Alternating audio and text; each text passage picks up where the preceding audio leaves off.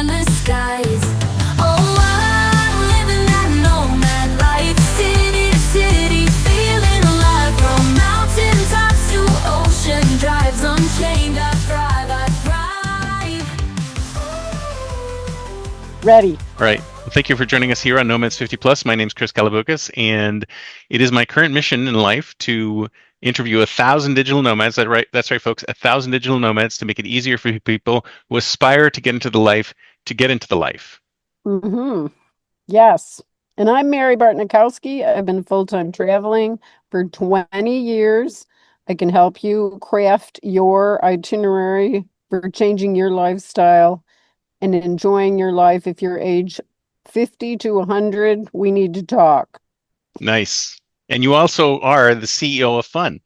And that's correct. I am the CEO of Fun, so it's going to be, I've had a lot of fun in my life.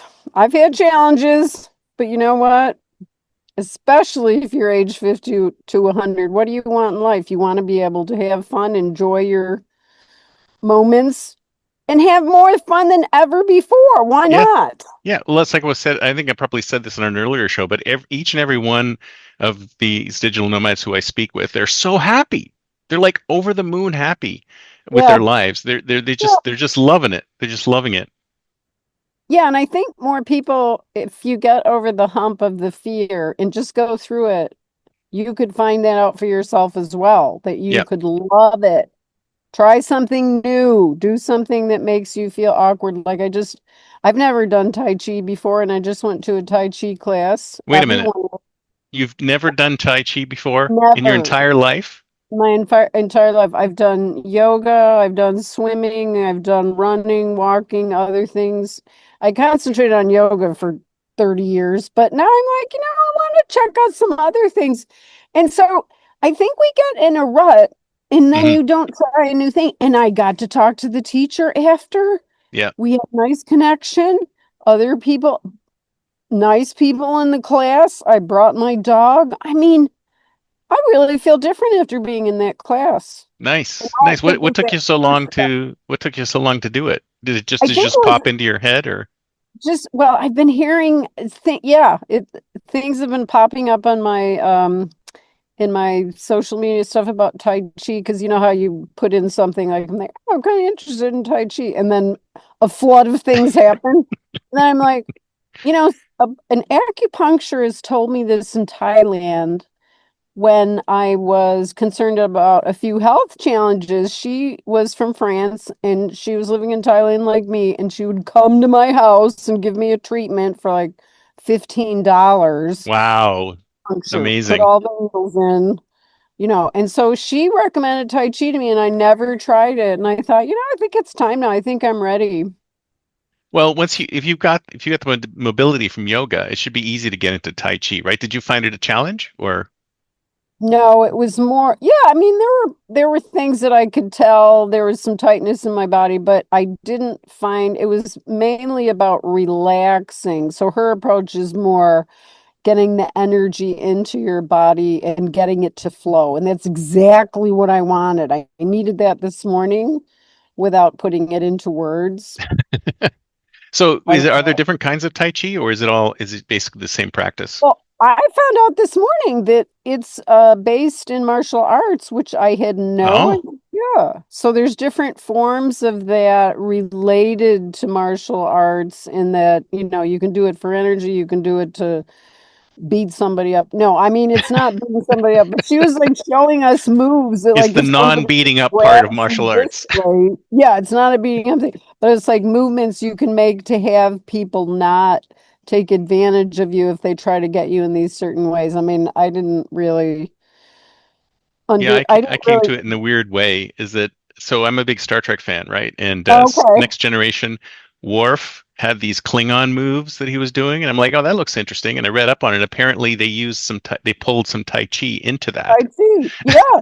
And I'm telling you, after doing yoga for 3 decades, it was a different form of getting your energy to a more flow state where you just feel, I mean, I didn't feel all like, oh, I feel dumb here or anything. I was just like, no, this is really feeling good. I like how she's teaching. I mean, everybody's at a different level, and I felt like she really incorporated that well, which I think is the sign of a really good teacher, that they Yeah. can put different levels and make it be great for everybody. Yeah, that's definitely a skill because I remember going to some yoga classes where they were steamrolling ahead and they weren't really paying attention to Yeah, where the students were, and some of them were further behind. And she says, "Oh, you can change this move," but she didn't actually suggest, an easier move for the people who were struggling. So yeah, that and does you have to. I've taught yoga a lot, and you have to be aware of everybody's situation in the room. You can't be doing yoga yourself. right.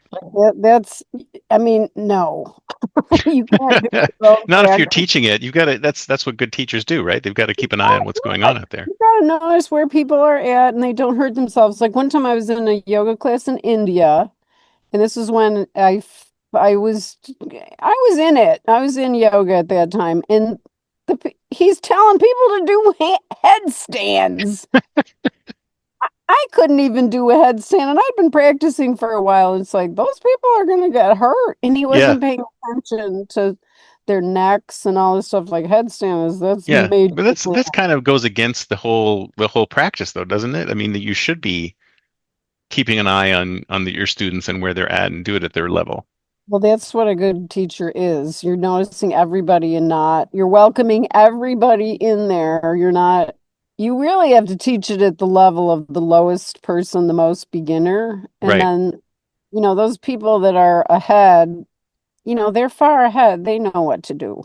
Yeah, they can do whatever they want. They can go beyond what the teacher's asking for if they wanted to. Exactly. Yeah, Yes. That's very exactly cool. true. So should we hit the solo Yeah. versus non-solo traveler first thing?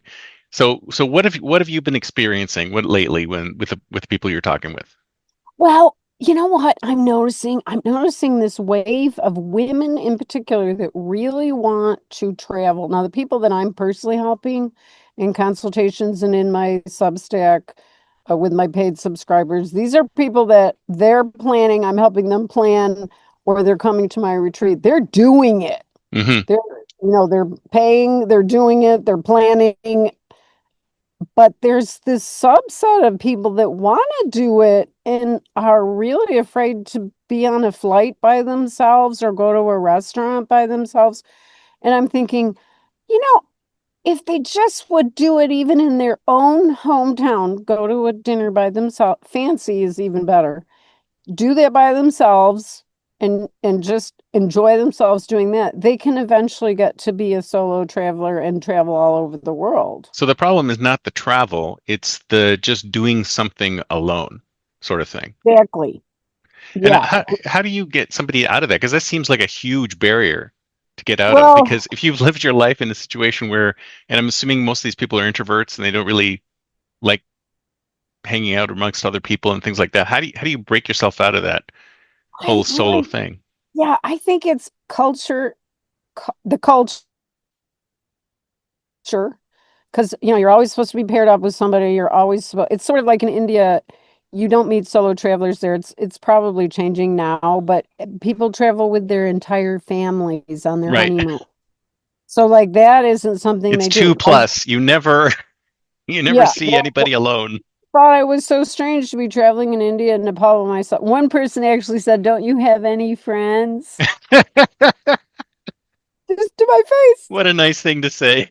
And I just thought, oh, it's just the culture. This It's the isn't whole part joke of the table for one, right? You walk into a restaurant, the table for one, everyone looks down on you like, what's wrong with you? Don't you know anyone? well, it's becoming a lot more acceptable. I've had a Sure. few incidents, but what I feel is that it's mainly about culture, fear of Mm. doing something new. So, and then, with all of this stuff, if you listen to the news at all, people are just, oh my God, you can't do this, you can't do that, you can't go there, you're going to be put in jail. Well, maybe, although I don't think a lot of what we hear in the media is even true. But to get back to why, I think it's they may have had a very comfortable life and not done something very challenging on their own, which it is very empowering. Hmm. And that's a piece of it that it just goes to the zenith when you're doing everything by yourself. You're like, well, I did that all myself. I figured this out. I traveled to that continent by myself. I mean, you think better of yourself after doing it, but you don't know until you take that baby step. And that's why I'm saying go on an artist date, go to a restaurant by yourself, go to the movies by yourself. Like I go to the movies. Well, I don't anymore because I'm too busy, but I used to when I lived in Hawaii go to the movies by myself. I actually met somebody that became my friend at the movies. So you went by yourself, but you met someone there, so you got a friend from. See, and that's the thing is that I think when you're traveling by yourself, you're probably more open to communicating with other people, right? Because when you're in a group, two plus, the people within the group tend to stick together and talk to each other, and they're not as open to speaking to other people and interacting with the people that they're hanging around with. They're absolutely like that. And then the other thing too is that I feel like when you're by yourself, you don't actually have to go into going, oh, I'm going to make all these new friends. Don't think of it like that. It's actually, if you like your own company, Hmm. you can have a fantastic time in another country just doing all the things you want to do. Say you like going to museums, your partner didn't, now that you're solo and on your own, and they didn't like it, or you like doing this one thing. Like you get to really explore your own passions and things you want to do at your own pace. Yeah. That's something that I don't think people think about very much until they're actually doing it. Now, I think there are some people that probably would prefer to travel with someone else. That's fine. But I think everybody should try it at least once and But find out whether they like it. But I think what ends up happening is kind of what you're saying, because I know some people who they always travel with somebody. They have to find Yeah. somebody to travel with.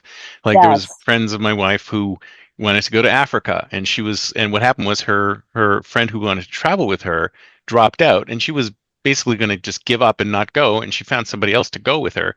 But the problem is that they wanted different things at different times, Yeah. and it's like they wanted to do this thing, that thing, and they're like there was a lot of friction between them on the trip because of that. And if they had gone on their own and just with other people, then they would have been able to do exactly what they were looking for. But some people just can't get Well, over that hurdle. well, this is a very good point you brought up. I don't think a lot of people think, I mean, like people that I don't even hardly know, just because I'm single, um, assume that I need someone to travel with, but I don't. I mean, I lead retreats and I love those. Those are so much fun.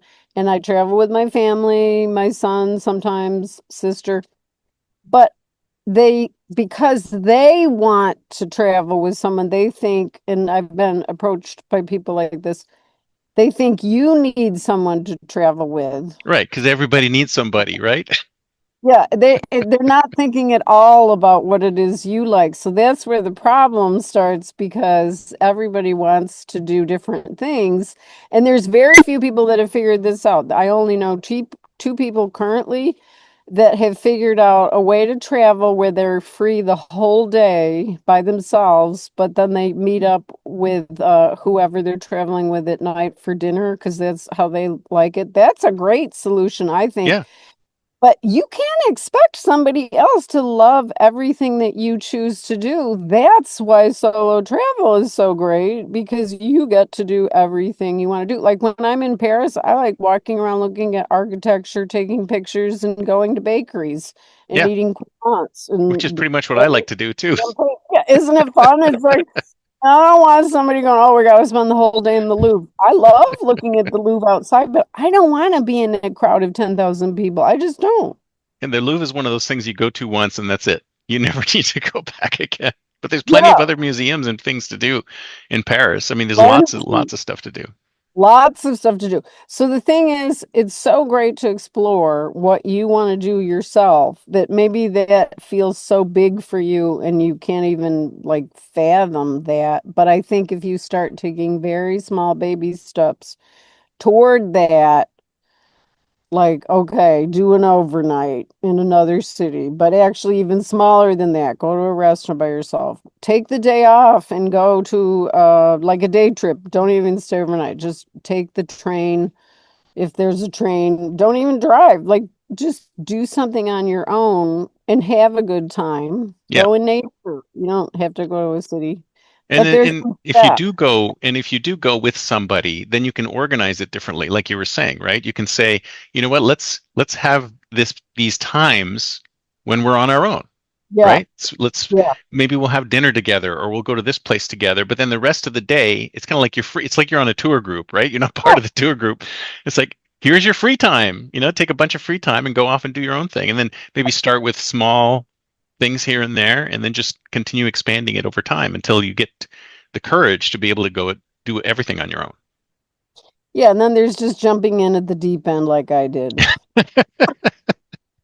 And you just have to But you're start. really good at that.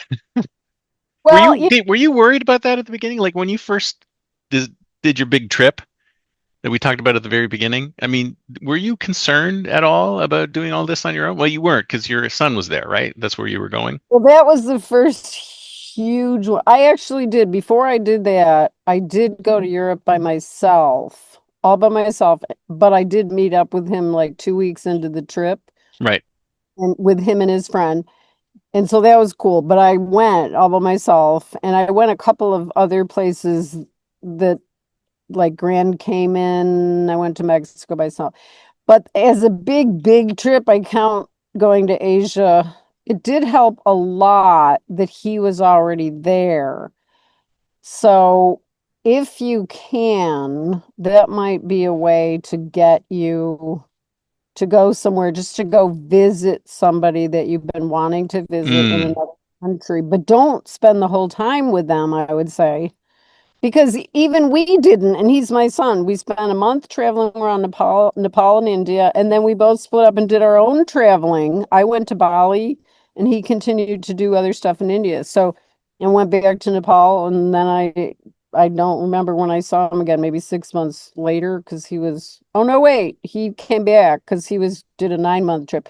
So it all worked out, but I think it's a lot to expect another person that you're not married to. It's very intimate travel to just mesh with everything that you want to do and then be surprised that they don't want to do it. I mean, you can't really expect that. And I've had that expected of me when I would travel more with people that didn't really mesh. So I've tried it and I want to say don't do it because it's not going to end well.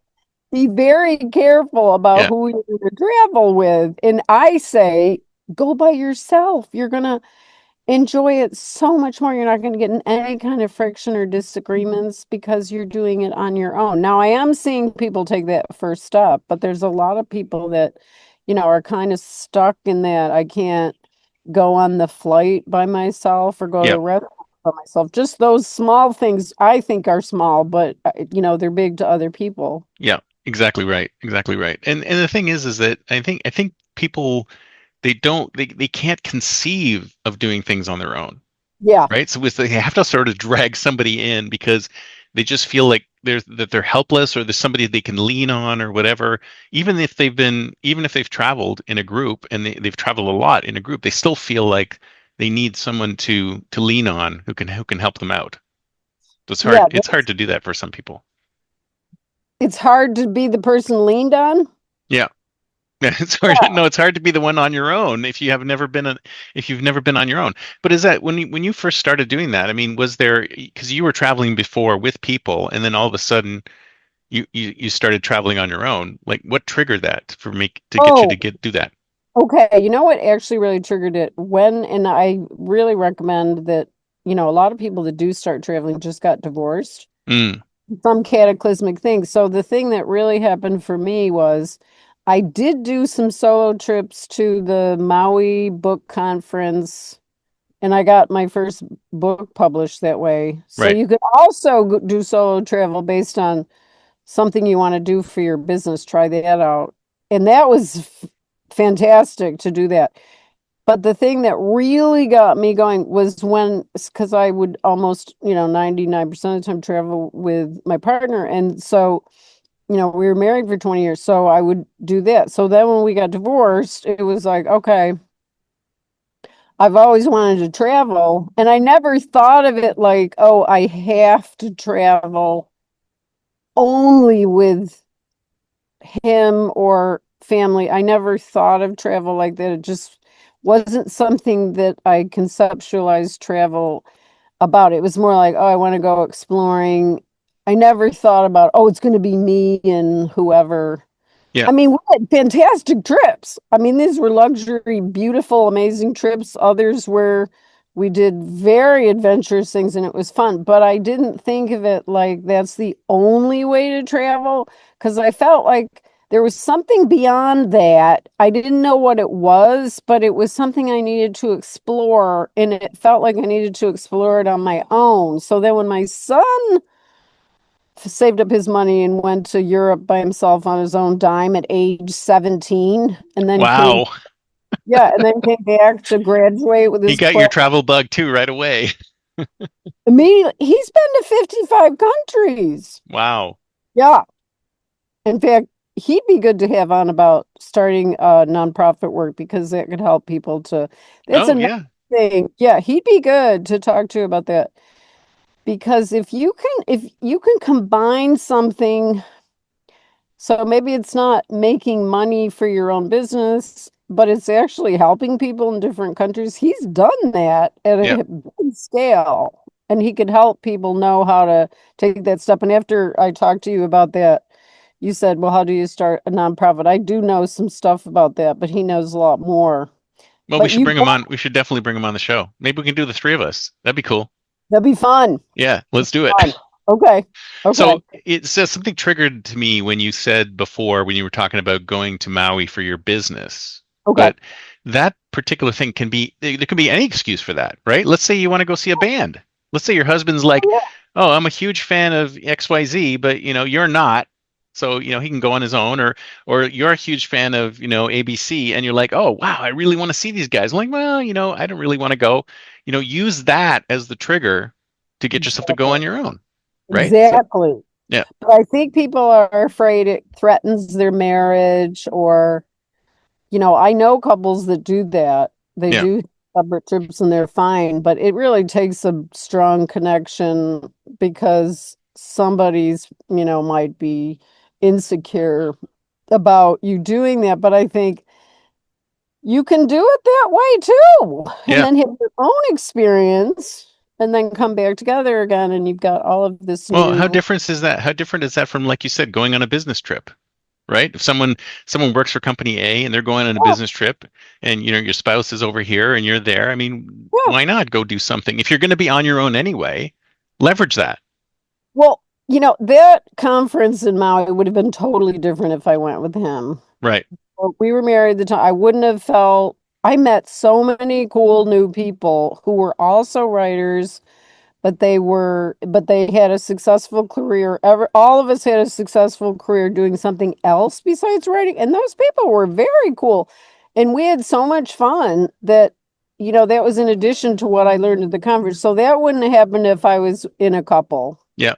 See, let's That's be how let's it be went. honest. Sometimes having another person is kind of like an anchor that drags you down, right? Exactly.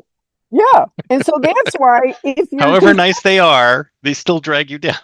well, it's true. It's happened to me. It's happened to other people. So if you think of it like, oh, I'm really free to do whatever I want. Like now when people suggest that I travel them with them, but I've never traveled with them and I don't know them very well, it's like, well, why would I give up the freedom that I've given myself to do whatever I want? And I do things with people that I meet Sure. sometimes on my trips, but I don't have to make that commitment to go with someone to make me want to go on the trip. Like Yeah. if I want to go to a country, I'm gonna go.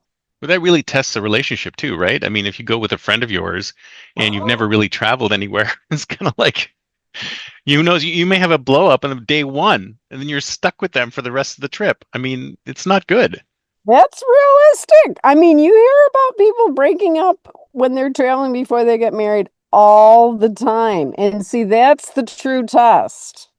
Exactly. Before you marry anybody, go on a trip with them. Let's see how you do An with extended that. trip, not just a weekend either. Something a longer period of time. That's A totally useful. serious, yes, a serious amount of time because you don't know what they're like when they travel. And that's another thing too that we didn't discuss.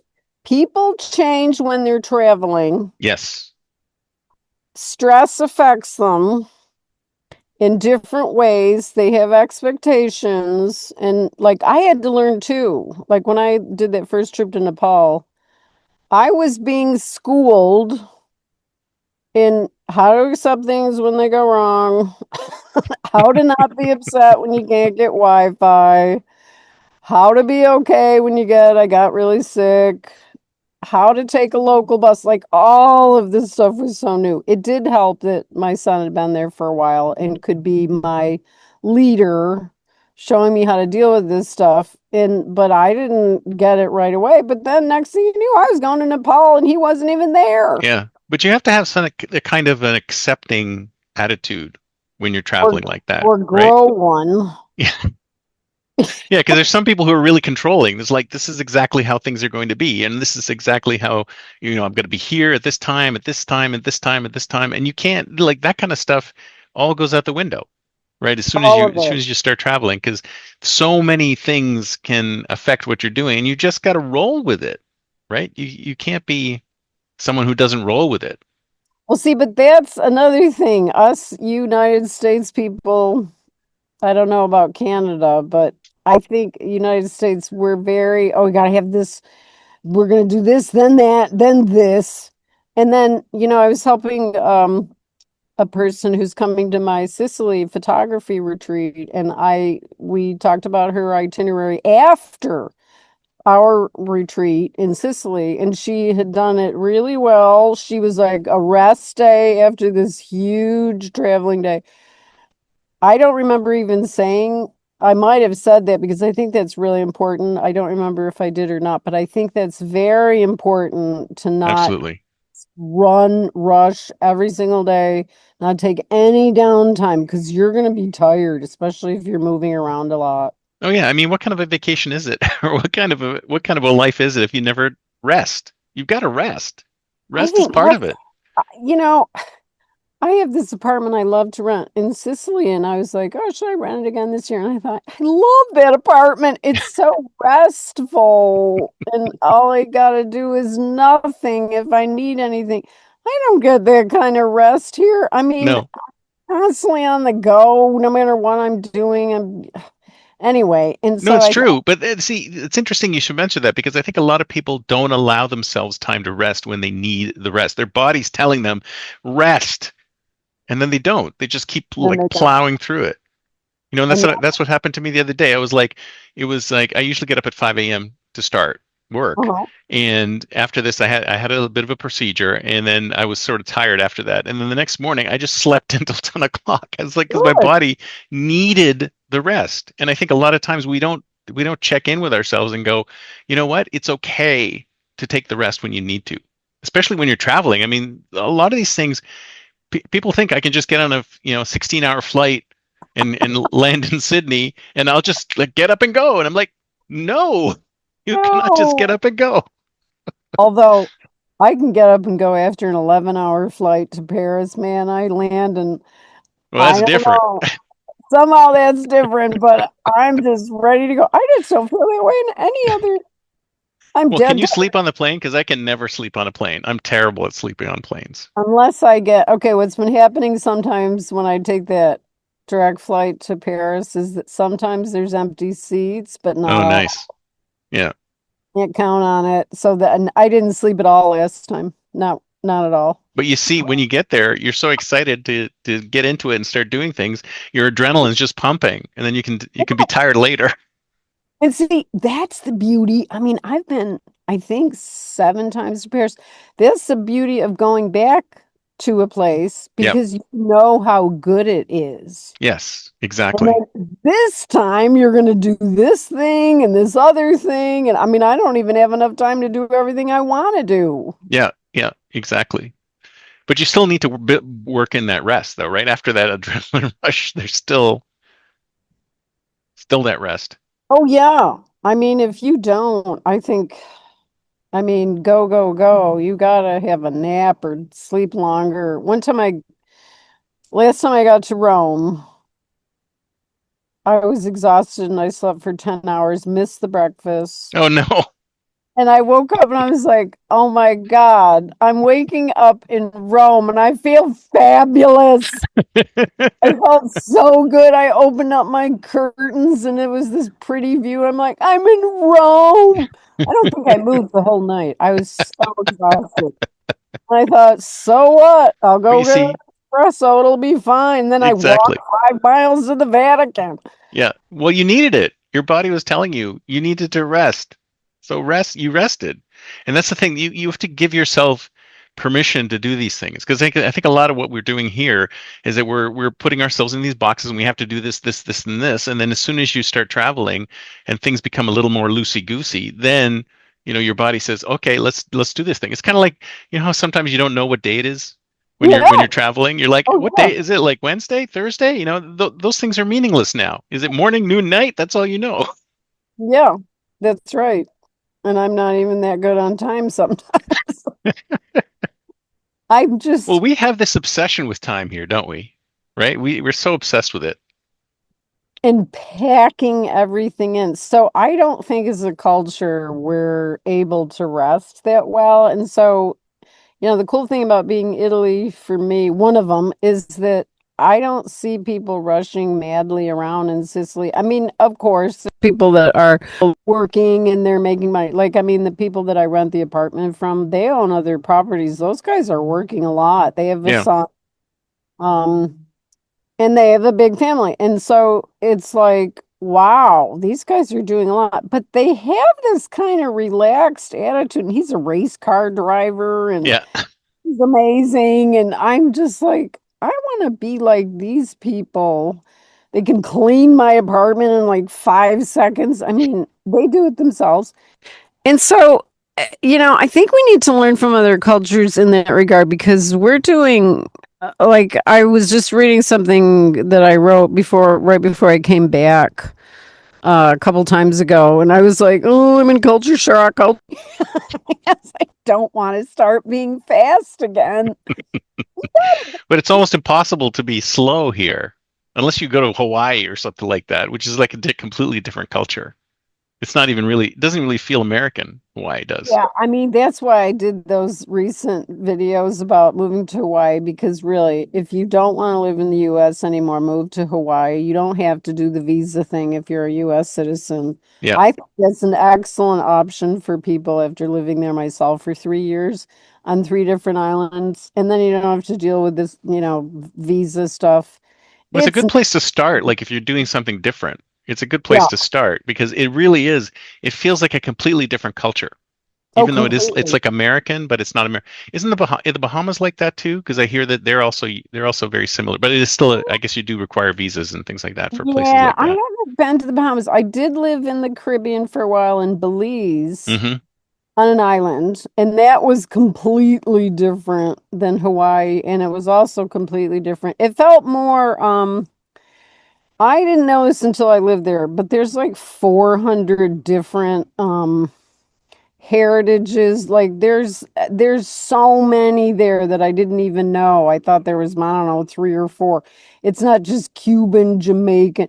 Like there's so many permutations of different cultures there that I think that's what makes the Caribbean in a way very interesting because of that. And Right. so that's going to be different than Hawaii. And that's why I say if you want to still be in the US, go to Hawaii because it's going to be so different for Well, how do you. you how do you get people who are like geared up to gear down for something like that? Because I mean, you and I, we both been to Hawaii. We know exactly what it's like. It's like the moment you step off the plane, it's a completely different way of life, right? I mean, Yeah. you're not speeding, you're not going honking at people through traffic. You don't care if somebody's slow in front of you. There's just so you don't care if it takes longer for you to get your food. It's something like you got to learn to gear down to that. Like, how do you learn to gear down when you've been geared up so much? Well, I think what you have to do, like I traveled to Hawaii 5 times as a person who didn't live there and was vacationing. So that helped a lot, but it wasn't like living there at all. So I think what you have to do, and this is why travel is so great, is take the time to go somewhere that's completely different than your own culture. Mm, That could be Hawaii or somewhere where it's different enough so that you have a different experience and it's slower. It's not, because I mean, before I started going to Europe every year, I really didn't understand culturally how different it is over there until I spent more time there. right. Now, I wouldn't say that's the same as going to the Caribbean or Hawaii. It's not, but it is a slower approach to life where different things are more important. Like they don't live to work, they work. They're not, like my friend in Florence, who's born and raised in Italy, she's got so many degrees and that's her passion. She's a history professor to like go back and get another one. And like she loves doing that. She's a writer as well. And it's like, wow, that's such a different way than what Yeah. we do here. It kind Like of we reminds don't me of when have, I was working for a Finnish company, and oh, this Finnish guy said to me, he goes, when you're in the States, when somebody says, what do you do? The first yeah, thing you talk about is your work, right? And he said, well, when somebody asks me what I do, it's like, I'm a racquetball player, or I'm a dad, or it's like something other than work. yeah. So it's like we're just so conditioned to focus on the work aspect of things when it's such a small part of our lives, really. No one asked me not once in 3 months this last trip what I did. No, Really? not Not one even person one. asked me, not anybody. I can't That's remember amazing. asking me. And I talked to a lot of people this time, both Europeans, tourists, and I didn't ever get asked that. And I thought, wow, that's really different. I mean, now that I've been there a chunk of time and had that to look at for my data points of, wow, people are not interested in that. Yeah. I love that. Yeah. So, but we're not like that. We're totally focused on work. And so it's like, as soon as somebody asks what you do, it's almost like you're doing a commercial. No, I know. How do we get like that? I mean, I guess it's a cultural thing, right? It's definitely a marketing. cultural thing. It's Marketing. cultural marketing. We get to, like lately I've been like, oh God, not another thing. You did a post the other day that I liked a note. It said, I don't want to hear somebody tell me that I'm doing something wrong and I can pay them to do it right. That's been like too many things and I'm just sick of it. Like I don't Everything is like that. You know why? It's because, everyone knows that human nature is triggered by negativity, right? right. If I tell you you're doing something wrong, then you're going to go, "Oh, am I?" But all I'm doing is telling you that you're doing something wrong so that I can sell you something so you can Yeah, do it my way, not I because you're think doing it right, because you're doing it my way. that's right. And I liked that you said that because I thought, you know what, if I hadn't been going to Europe every year and traveling so much, I think I would have been thinking, oh, what's wrong with me? Now I'm just like, I'm fine. Yeah. I don't need And to I think know what's that's what selling. happens to us when we get to a certain age, right? Because I look back upon myself as I was younger and I think to myself, man, I really went through all sorts of contortions for other people to do what they wanted, to do this and this. Oh my God, I hated my younger self. Like Oh, from my perspective, if I ever met my younger self, I'd be like slapping him upside the head and stop doing that. oh yeah, Right? that's an excellent point. That's Yeah. another thing that's so great about getting older because it's just so fun to like, wait, I don't want to do that. What? I'm not gonna, no, that But you doesn't remember work doing for me. that and you think to yourself, Oh what yeah. the hell was wrong with me? Why was I doing that? Naive and just not living long enough to figure out that it's like, oh, wait a minute, if I do that, this is going to totally screw up my week, Yeah, you know, and then I'm going to be See, we didn't even have that word people pleaser until after we'd been doing it forever. And it's that's like, right. we didn't even know it was called that. We just thought it was being nice, and it's Yeah. like, oh my God, I'm so not like that anymore. Thank God. Well, you're Oh, living for yourself instead of for other people. I mean, I think that's the key. That's the key thing. This big switch that has to take place because you're thinking, well, I got to help this one person, this person, this person, this one. It doesn't mean you can stop being nice. It just yeah. means that, your priorities shift so that you're at the top of the heap, right? You're not underneath all these other things. Yeah, and you get asked a lot of stuff that you can say no to. I mean, this is what I'm finding with my own valuable time. I'm just starting to see that it's like, wait, I don't really want to do that. You're asking me to give a big time commitment to something that wasn't even interested in a half an hour ago. So like, and so it's so great how you can get a better take on your life that you didn't have when you were younger. Like I would never want to go back. Yeah. I don't Well, care it's like how. it's kind of like the opposite of what did I tell you about this William Shatner thing? So, Oh, uh, so William Shatner wrote a book, and I forget what the title of the book was, but he talked about his life philosophy as being saying yes to everything. So, like mm, anything that comes along, like the first thing that would somebody would ask him to do, he would just say yes. And it got to the point where when the phone rang, instead of him saying hello, he would say yes because he would agree to whatever they were asking him to do. And he says that's the dangerous. on the so on the one hand, led him to do all sorts of things that he never thought he was ever going to do, right? But on the other hand, it also cut off things that he might have wanted to do because he already made a commitment doing this other thing, right? So I mean, it worked out for him, but I think to myself that would be like the worst possible thing because I'm saying yes to everything, then I'm doing everything that everybody else wants and not what I want, right? Yeah, I think what happens is, we both had children, and you get used to putting aside your own, or maybe you didn't have children and you have a job that you really have to Or a just spouse or treat something else. Yeah, there's always something. something. Yeah, It's always something that you have to put everything aside and you have to do that. Well, when you don't have those things finally, like sometimes people I've been thinking about this a lot this week. When people ask you to do something that's going to it's going to take a significant amount of time for you to do that. And I've just lately started going, wait a minute, what makes you think that I would give that much time to something right. that I expressed no interest in 5 minutes ago? And How do you're they expect you to say yes to that?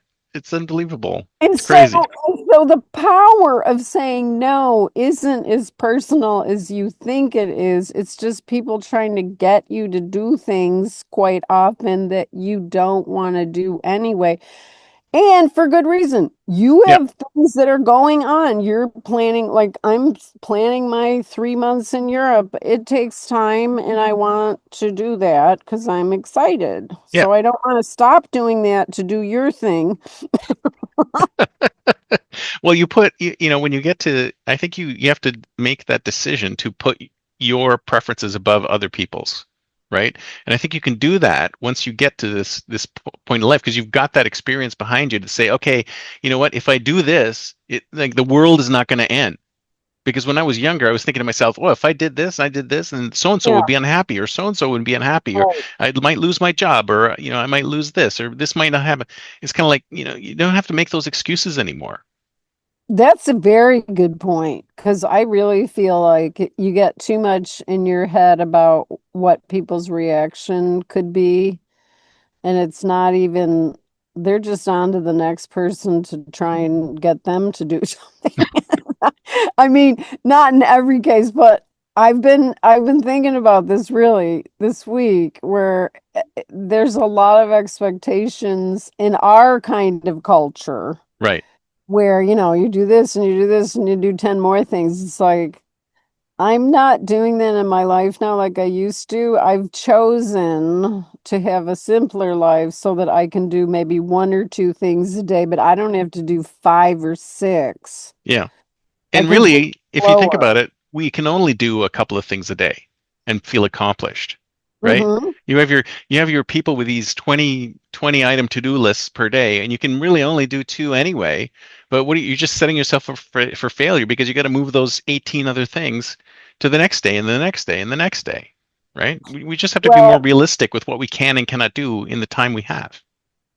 yeah, and I think that the people, how they look at travel is like, oh, it's this big thing they're going to have to figure out. Well, it is a huge shift, but it's a lot more fun than some of these other things that you've taken up with your time of maybe even wasting your time Oh yeah, or spending time on this board or like you don't have to say yes binge to watching all this Netflix stuff. for Oh 17 yeah, episodes, something like that. I don't even have it. So, there's a lot of things you cannot do to That's have a right. better life. You don't even have to start doing a lot of stuff. You can just start not doing a lot of stuff. Like I was walking at the sunset yesterday and I thought, wow, this is such a better way to end the day. Oh, it was so beautiful yesterday. It was beautiful. I don't know Oh, what it was about yesterday, but the clouds and everything. I don't know. I don't know if you saw the same thing I did, but I thought, wow, this is amazing. I was just in the Target parking lot. I'm like, wow, this is yeah. beautiful. Yeah, I was in the library parking lot. I'm like, oh my God, I'm gonna miss it. And it was just happening right in front of me Yeah. because the ocean is like right there. And So, amazingly, it happens every day, every single day. hey, and people miss it.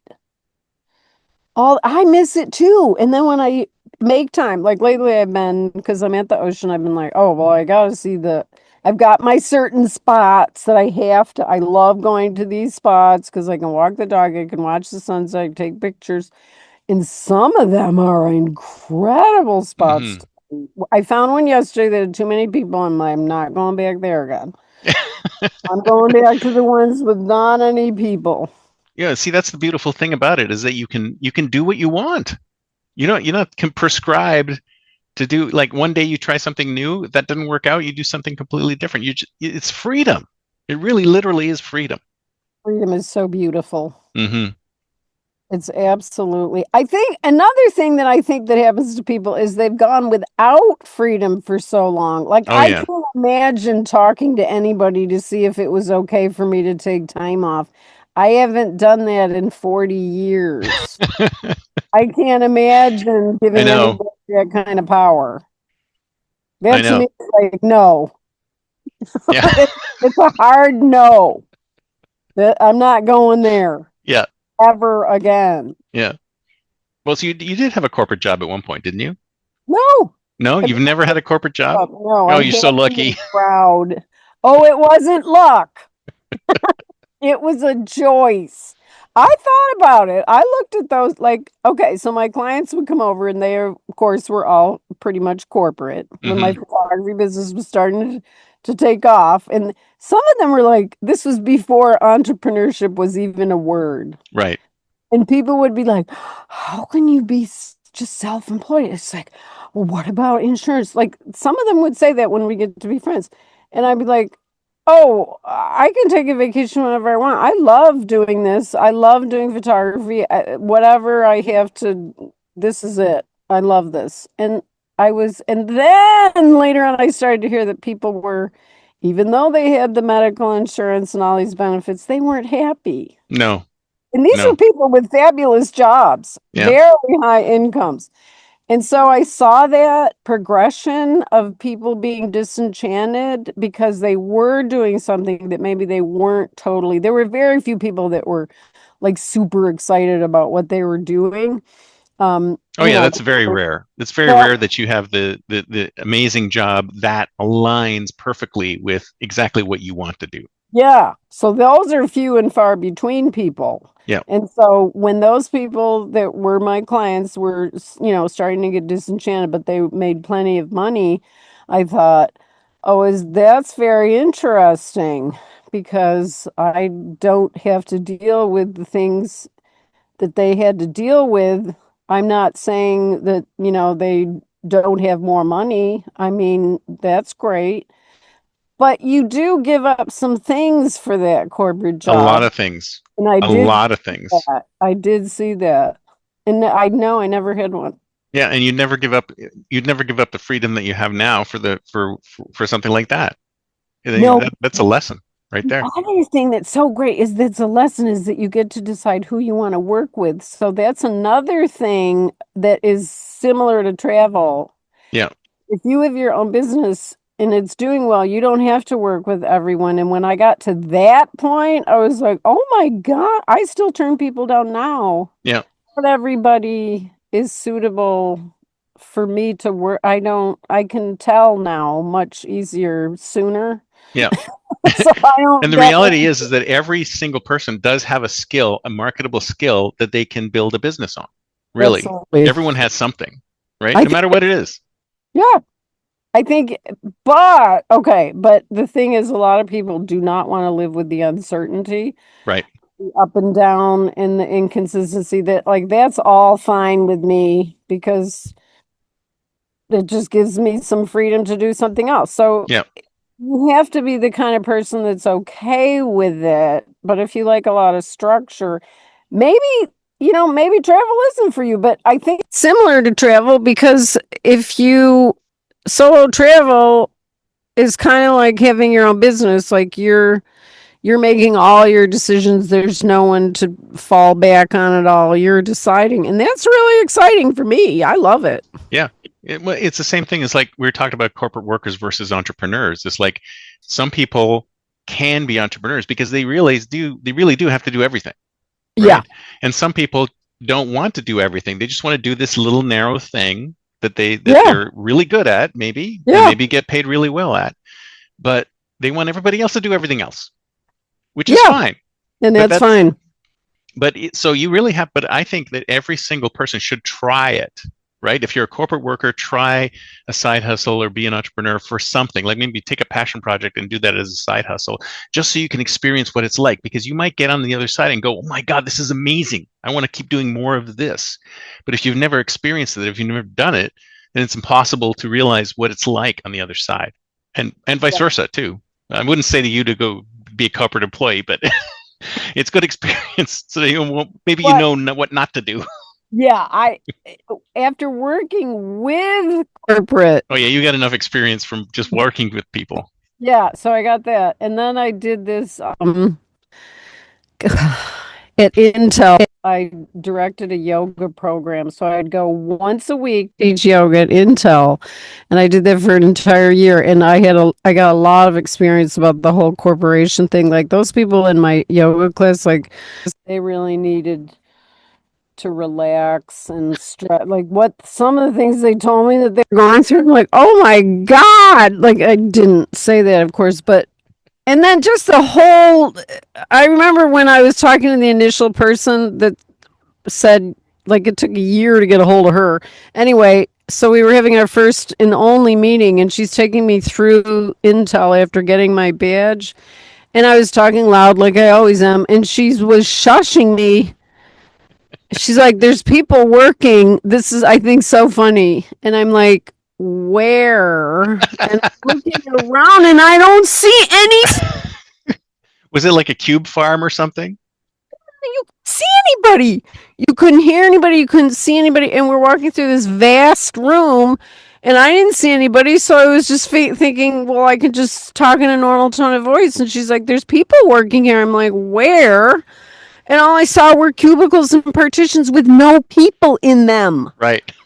And I'm so struck dumb by that. Like, oh, these people need yoga. These people are going to need to come down to the gym. Yeah, they're desperate. They're desperate for to get out of their cubicles.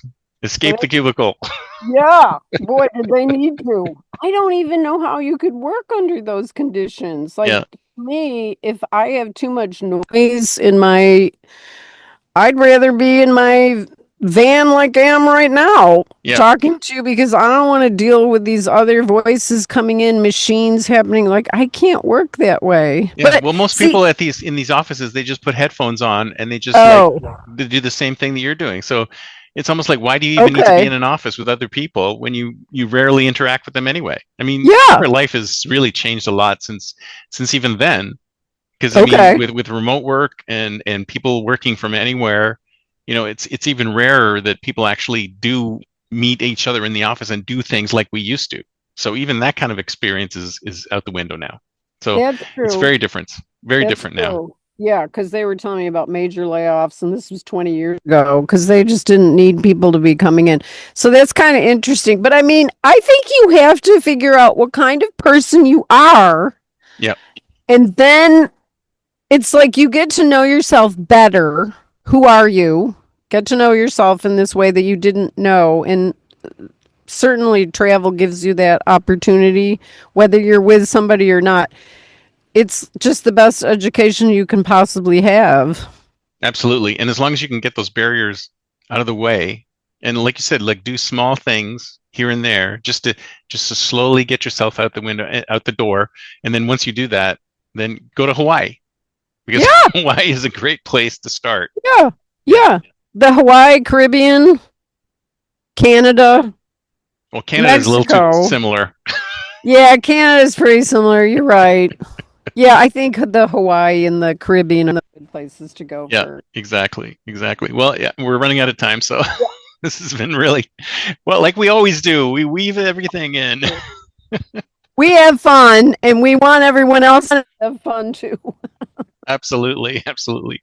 So I'll put everything in the notes, and Okay. people can go direct to your Substack or my Substack and connect with us directly. Because you know what, messaging, we'll take your message. Oh, Anything you yeah. want, any questions you've got, just let us know. And we're not, like we said before, we're not like superstars that don't want to talk to the little peons. Not yet, at least, right? I don't know about you, but Not yet. but yeah, just reach out and message either of us, and we'd love to hear from you. It'd be great. Absolutely. And keep traveling, take chances, do new stuff. Exactly. Get out there. Yes. Do it. Right. See you next time. Have a good one. Okay. Bye-bye. Oh, I'm living that nomad life, city to city, feeling alive. From mountain tops to ocean drives, unchained, I thrive, I thrive.